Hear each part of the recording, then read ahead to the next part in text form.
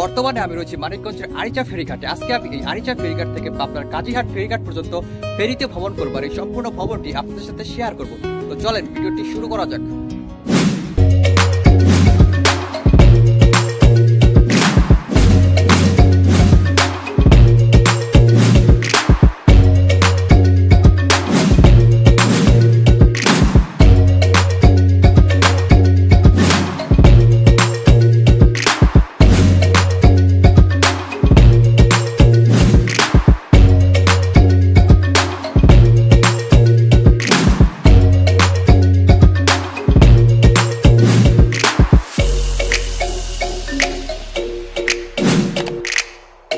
আমাদের আজকের ভ্রমণ যাত্রাটি শুরু হচ্ছে সাভারের জাতীয় স্মৃতিসৌধের সামনে থেকে।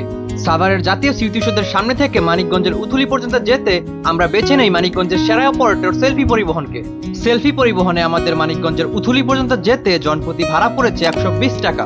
সাভারের স্মৃতিসৌধের সামনে থেকে মানিকগঞ্জের আরিচা ঘাট পর্যন্ত দূরত্ব 55 কিলোমিটার। এই 55 কিলোমিটার যেতে আমাদের 1 ঘন্টার মতো সময় লাগবে। এরই মধ্যে আমরা মানিকগঞ্জের উথুলি বাস স্ট্যান্ডে চলে এসেছি। উথুলি বাস স্ট্যান্ডে অনেক অটো দাঁড়িয়ে থাকে, এই অটোগুলো দিয়ে সরাসরি আরিচা ঘাট যাওয়া যায়। উথুলি বাস স্ট্যান্ড থেকে জনপ্রতি 20 টাকা ভাড়ায় আমরা একটি সিএনজি করে আরিচা ঘাটের উদ্দেশ্যে রওনা হই।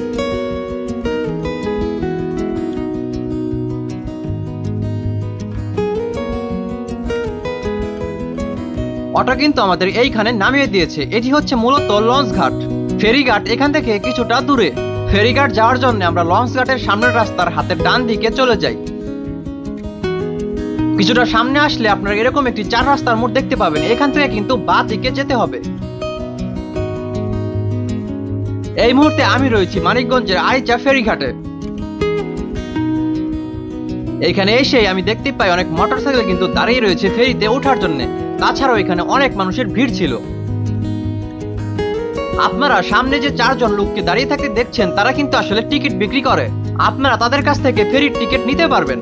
আরিচা ঘাট থেকে কাজীরহাট ঘাট পর্যন্ত ফেরির ভাড়া হচ্ছে জনপ্রতি 40 টাকা করে। ঘাটে এসে আমরা শাহ আলী নামক একটি ফেরি দেখতে পাই, তবে কোনো কারণবশত আজকে এই ফেরিটি বন্ধ রয়েছে। কিছুক্ষণ পরেই ধানসিঁড়ি নামক এই ফেরিটি ঘাটে এসে উপস্থিত হয়। আমাদের আজকের আরিচা টু কাজীরহাট ফেরি ভ্রমণটি এই ধানসিঁড়ি ফেরির সাথেই হতে যাচ্ছে। ফেরিটি ঘাটে আসার সাথে সাথে ফেরিটি আনলোড হওয়ার আগেই কিন্তু মানুষ এই ফেরিতে ওঠার জন্য বিভিন্ন চেষ্টা শুরু করে। অবশ্যই আমাদের উচিত আগে ফেরিতে থাকা লোকজনদের নামতে দেওয়া, তবে এখানকার উৎসুক জনতা কিছুটা হুড়াহুড়ি করে ফেরিতে উঠে পড়ে।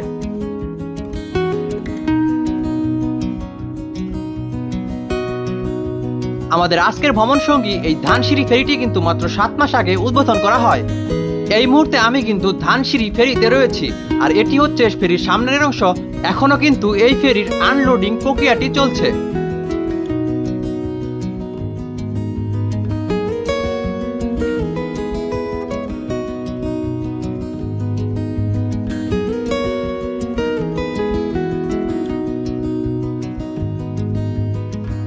এরই মধ্যে যাত্রীরা কিন্তু দ্বিতীয় এবং তৃতীয় তলায় যে আসন রয়েছে সেদিকেই যাচ্ছে। এই মুহূর্তে কিন্তু আমাদের এই ধানসিঁড়ি ফেরিটির লোডিং প্রক্রিয়া শুরু হয়ে গিয়েছে। এই মুহূর্তে কিন্তু অনেক মোটরসাইকেল নদী পার হওয়ার জন্য ফেরিতে উঠছে। মূলত ফেরির যে পেছনের সাইডটি রয়েছে সেখানে কিন্তু মোটরসাইকেলগুলো রাখা হয়। মোটরসাইকেল লোড করার পরে কিন্তু এই ফেরিতে ট্রাক এবং প্রাইভেট কারগুলো লোড করা শুরু হয়ে যায়। আমি দেখতে পাচ্ছি একটি প্রাইভেট কার ও একটি ট্রাক কিন্তু অলরেডি লোড হয়ে গিয়েছে।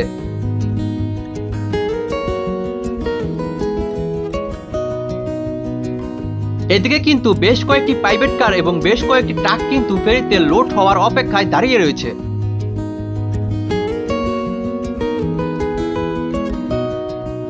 এই ফেরিটি কিন্তু আসলে অতটা বড় নয়, একটি মিডিয়াম টাইপের ফেরি। ফেরিটি পুরোপুরি লোড হয়ে গেলে আপনাদেরকে কিন্তু আর এই ফেরিটি ঘুরিয়ে দেখাতে পারবো না। তো চলেন এখন আমরা এই ফেরিটি ঘুরে দেখি। ফেরিটির নিচতলার 2 পাশে 5টি করে মোট 10টি টয়লেট রয়েছে, 5টি মহিলাদের জন্য এবং 5টি পুরুষদের জন্য। ফেরির পেছন সাইডে কিন্তু অনেকগুলো মোটরসাইকেল লোড করা হয়েছে। নিচতলার প্রথমের দিকে কিন্তু একটি অফিস কক্ষ রয়েছে। আপনারা যে কোনো সমস্যায় এই অফিসে যোগাযোগ করতে পারবেন। এগুলো হচ্ছে মহিলাদের টয়লেট। এখানে কিন্তু একটি সতর্কীকরণ বিজ্ঞপ্তি দেওয়া হয়েছে। এই ফেরিটির সর্বোচ্চ ধারণ ক্ষমতা হচ্ছে 250 টন। এই সিঁড়িটি দিয়েই কিন্তু আপনাদেরকে উপরে যেতে হবে। 2 তলায় উঠে প্রথমে আমরা একটি টয়লেট দেখতে পাই। এছাড়া এখানে কিন্তু অল্প কিছু সিট রয়েছে এবং 2টি সিটের মাঝে কিন্তু আপনারা একটি টেবিল পেয়ে যাবেন। আপনারা কিন্তু 40 টাকা দিয়ে টিকিট কেটে এখানে এসে বসতে পারবেন। তবে এখানে কিন্তু কোনো ফ্যানের ব্যবস্থা নেই। সিটগুলো শেষ হওয়ার পর এখানে কিন্তু আপনারা আরেকটি টয়লেট দেখতে পাবেন। এটি হচ্ছে 3য় তলায় যাওয়ার সিঁড়ি। এই ফেরিতে যাত্রীদের বসার যে ডেক সেটি কিন্তু 3য় তলায় রয়েছে। 3য় তলায় যাত্রীদের এই ডেকটিকে কিন্তু সেলুন ডেক বলা হচ্ছে। আপনারা যে 40 টাকা দিয়ে টিকিট কাটবেন সেই টিকিটে কিন্তু আপনারা এখানে এসে বসতে পারবেন। এখানে কিন্তু অনেকগুলো সিট রয়েছে। তবে এখানে বসার একটি বড় সমস্যা রয়েছে, সেটি হচ্ছে এখানে কিন্তু কোনো ফ্যানের ব্যবস্থা নেই। এখানে কিন্তু একটি খাবারের দোকান রয়েছে, তাছাড়াও সামনে আপনারা একটি বড় এলইডি দেখতে পাবেন এবং পাশে একটি নামাজ পড়ার জায়গার ব্যবস্থাও রয়েছে। এই খাবারের দোকান থেকে আপনারা চা, কফি, বিস্কিট সহ অন্যান্য আর অনেক কিছুই কিনতে পারবেন, তবে দাম কিন্তু স্বাভাবিকই। ডেকের পেছন সাইডে কিন্তু একটি খাবার ক্যান্টিন রয়েছে। এখান থেকে কিন্তু আপনারা চাইলে সকালের নাস্তা বা দুপুরের লাঞ্চ করতে পারবেন। ক্যান্টিনের সামনেই খাবার খাওয়ার জন্য কিন্তু এই সুন্দর টেবিল এবং চেয়ারগুলো রয়েছে। ফেরিটি নতুন হওয়ায় সবকিছু কিন্তু একদম পরিষ্কারই রয়েছে। তবে এই ডেকে ফ্যানের ব্যবস্থা করলে খুবই ভালো হতো।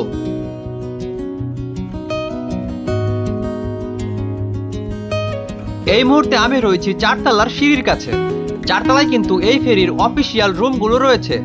তাছাড়া 4 তলায় কিন্তু এই ফেরির মাস্টার ব্রিজ রয়েছে।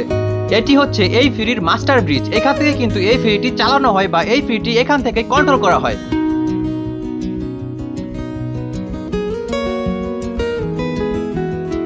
ইতিমধ্যেই সকল যানবাহন কিন্তু ফেরিতে লোড হয়ে গিয়েছে এবং আমাদের ফেরির অধিকাংশই কিন্তু যানবাহন দিয়ে ভরে গিয়েছে। হয়তো আর 2-1 মিনিটের মধ্যে আমাদের ফেরিটি আরিচা ফেরিঘাট ছেড়ে যাবে। আমাদের ফেরিটি কিন্তু অলরেডি ছেড়ে দিয়েছে। এই শেষ সময় কিন্তু কিছু লোক আসছে দৌড়ে ফেরিতে ওঠার জন্য। দুপুর 12:30 আমাদের ফেরিটি আরিচা ফেরিঘাট ছেড়ে যাচ্ছে। এই মুহূর্তে কিন্তু আমাদের ফেরিটি ঘাট থেকে বেরিয়ে যাচ্ছে এবং আমাদের ফেরিটিকে ঘোরানো হচ্ছে। এই আরিচা ফেরিঘাট থেকে পাবনার কাজিরহাট ফেরিঘাট পর্যন্ত এই নৌ রুটের দূরত্ব হচ্ছে 14 কিলোমিটার। এই 14 কিলোমিটার যেতে এই ফেরিটির 1 ঘন্টা 45 মিনিটের মতো সময় লাগবে। ঘাট থেকে বেরিয়েই কিছুটা সামনে আসার পরে আমরা কিন্তু এই ছোট চরটি দেখতে পেলাম। আজকের এই যাত্রাপথে আমরা কিন্তু এরকম অনেক চর দেখতে পাবো। কাজিরহাট থেকে ছেড়ে আসা একটি যাত্রীবাহী লঞ্চ কিন্তু এই মুহূর্তে আমাদের ফেরির পাশ দিয়ে যাচ্ছে।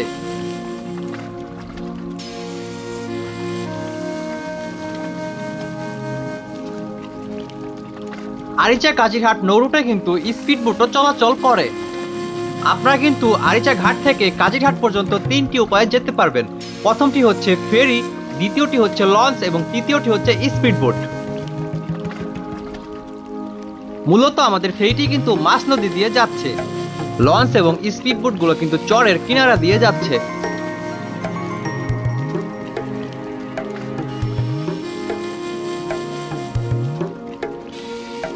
এই মুহূর্তে কিন্তু আমরা আরেকটি চরের পাশ দিয়ে যাচ্ছি। বর্তমান সময়ে বর্ষাকাল শুরু হতে চরগুলো কিন্তু প্রায় ডুবো ডুবো অবস্থায় রয়েছে।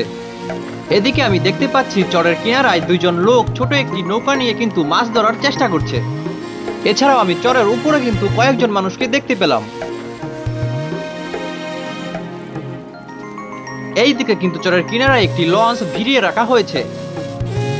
আজকের এই যাত্রাপথে আমরা কিন্তু 2টি নদীর উপর দিয়ে যাব। আরিচা ঘাট থেকে কিছুটা হচ্ছে যমুনা নদী, এরপর পুরোটাই কিন্তু ব্রহ্মপুত্র নদী।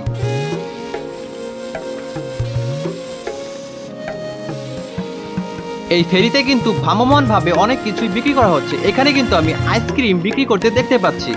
তাছাড়াও এখানে কিন্তু ঝালমুড়িও ফেরি করে বিক্রি করা হচ্ছে। এই মুহূর্তে আমরা কিন্তু একদম মাছ নদীতে রয়েছি এবং 2 পাশে যতদূর চোখ যায় শুধু পানি আর পানি। এই মাছ নদীতে আমাদের ফেরির সর্বোচ্চ গতি হচ্ছে ঘন্টায় 12 কিলোমিটার। আমার মনে হচ্ছে এটাই আমাদের ফেরির সর্বোচ্চ গতি। এর আগে আমি অনেক যানেই ভ্রমণ করেছি, তার মধ্যে সবচেয়ে কম গতির যান হচ্ছে এটি। অনেকের কাছে এই ফেরি ভ্রমণ বিরক্ত লাগতে পারে, যেখানে আমাদের দেশে বাস ঘন্টায় 100 কিলোমিটার গতিবেগে ছোটে। তাছাড়া বর্তমান সময়ে পদ্মা রেলিং প্রজেক্ট চালু হওয়ার পর ট্রেনও কিন্তু ঘন্টায় 100 কিলোমিটার বেগে চলাচল করছে। সেখানে ঘন্টায় 12 কিলোমিটার গতিবেগের এই ফেরি আপনার কাছে ভালো নাও লাগতে পারে, তবে এই ফেরি ভ্রমণে কিন্তু সুন্দর একটি অনুভূতিও রয়েছে।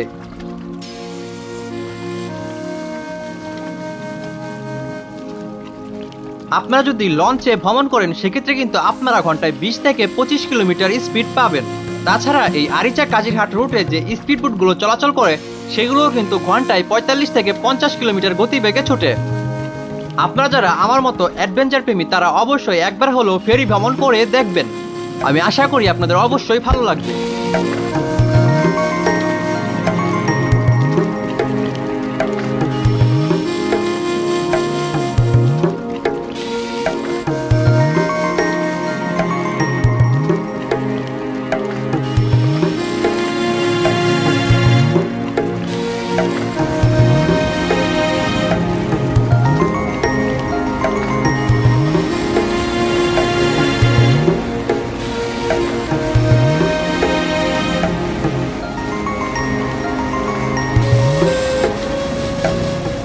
বর্তমানে কিন্তু আমরা ঢাকা ডিভিশন ছেড়ে রাজশাহী ডিভিশনে ঢুকে পড়েছি, আর এই অংশে কিন্তু পানিতে অনেকটাই স্রোত রয়েছে। এই মুহূর্তে আমরা কিন্তু একটি সবুজে ঘেরা চরের পাশ দিয়ে যাচ্ছি। আপনারা যখন ফেরিতে বসে এই চরের প্রাকৃতিক দৃশ্যগুলোকে দেখবেন তখন অবশ্যই আপনাদের অনেক ভালো লাগবে।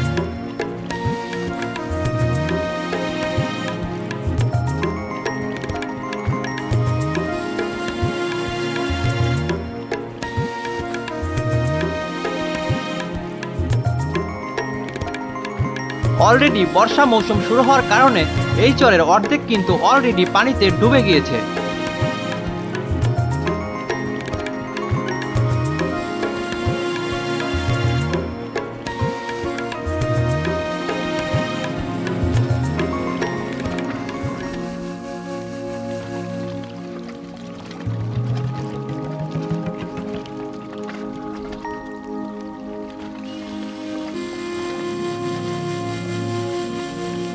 বর্তমানে আমরা কিন্তু একটি ভাঙন কবলিত চরের পাশ দিয়ে যাচ্ছি। আমি এখান থেকে দেখতে পাচ্ছি চরের অনেক অংশ কিন্তু ভেঙে যাচ্ছে। এই চরে সম্ভবত মানুষও বাস করে, কারণ এখানে কিন্তু আমি অনেক গবাদি পশু দেখতে পাচ্ছি।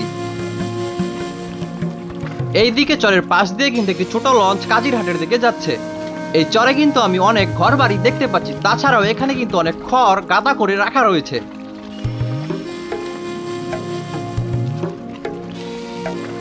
এই চরে সম্ভবত ফসলও চাষ করা হয়, কারণ আমি এখান থেকে অনেক ফসলের ক্ষেত দেখতে পাচ্ছি।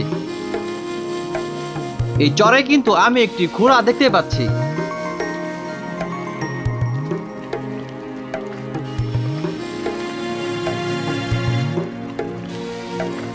এরই মধ্যে একটি দ্রুত গতির স্পিডবোট কিন্তু আমাদেরকে অতিক্রম করে গেল।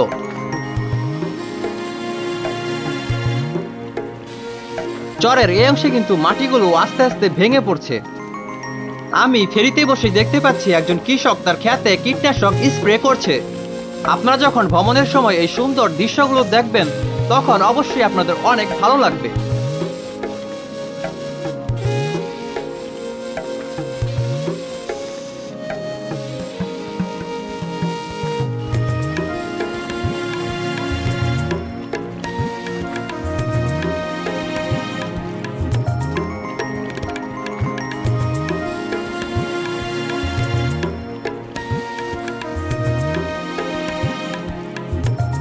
এইদিকে কিন্তু একটি বিশাল বড় চর দেখতে পাচ্ছি।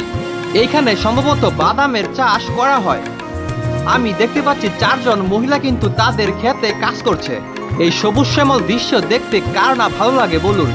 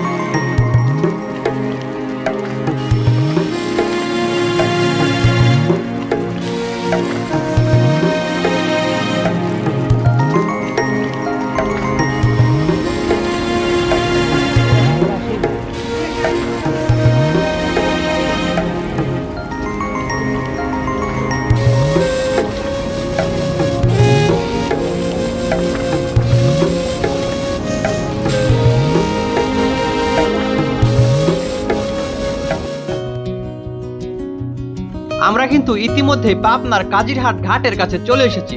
এখান থেকে কিন্তু ঘাটটি দেখা যাচ্ছে। হয়তোবা আমাদের ঘাটে পৌঁছানোর জন্য 10 থেকে 15 মিনিটের মতো সময় লাগতে পারে।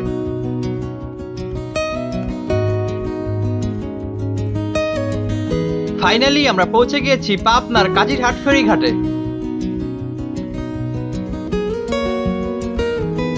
ঘাটে পৌঁছানো মাত্রই সবাই কিন্তু ফেরি থেকে নামার জন্য ব্যস্ত হয়ে গিয়েছে।